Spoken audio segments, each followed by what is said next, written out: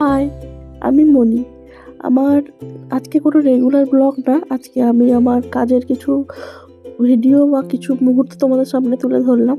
তো অবশ্যই কমেন্ট করে জানিও কেমন হয়েছে। এরকম অনেক মুহূর্ত তোমাদের ভালোবাসা পেলে আমি তোমাদের সঙ্গে তুলে ধরতে পারবো।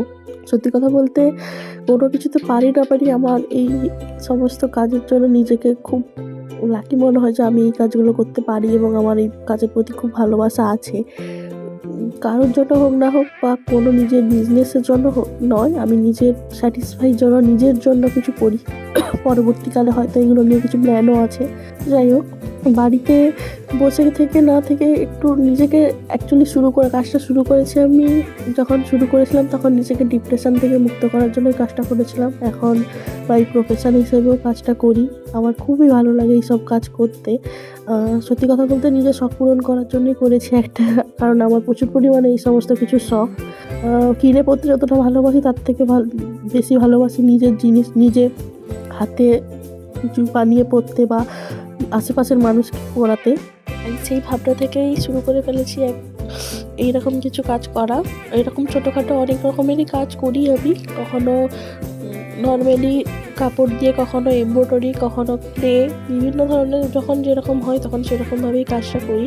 তো ভাবলাম তোমাদের সঙ্গেও আমার কিছু কাজের নমুনা তুলে ধরি। আমি এরকম আরও অনেক ভিডিও তোমাদের সঙ্গে শেয়ার করব, যেগুলো আমার গ্যালারিতে এখনও পড়ে আছে, হয়তো তোমাদের সঙ্গে শেয়ার করা হয়নি। এতদিন শুধু লজ্জায় বা ভয়ে করতাম না, এখন মনে হয় যে লজ্জা ভয় করলে জীবনে কোনোদিন এগোতে পারবো না। তাই জন্যই সব সাহস করে তোমাদের সামনে তুলে ধরলাম।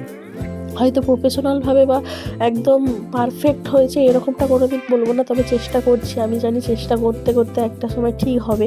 তোমরা পাশে থাকলে আরও ভালো করে হবে। তাই আমি চেষ্টা করছি খুবভাবে এগিয়ে যাওয়ার। আর সত্যি কথা বলতে কি জানো তো, আমাকে সাপোর্ট করার মানুষ খুবই কম। নর্মালি একজন দুজন আছে যারা আমাকে সাপোর্ট করে। হয়তো বাড়ির কাছ থেকেও খুব একটা সাপোর্ট পাই না। যেটুকুনি হাত খরচা পাই বা নিজের কাছে খরচা চালানোর মতন অবস্থা থাকে, আমি সেটুকুনি টাকা দিয়েও মানে এইসব জিনিস কিনে ফেলি। সত্যি কথা বলতে আমার কোনো দিন এক্সট্রা খরচ বলে কোনো জিনিস থাকে না আমার। মানে হাত খরচার জিনিসটাও আমার লাগে না। আমি নর্মালি ঘরে থাকি, আমার এতটা টাকা লাগে না।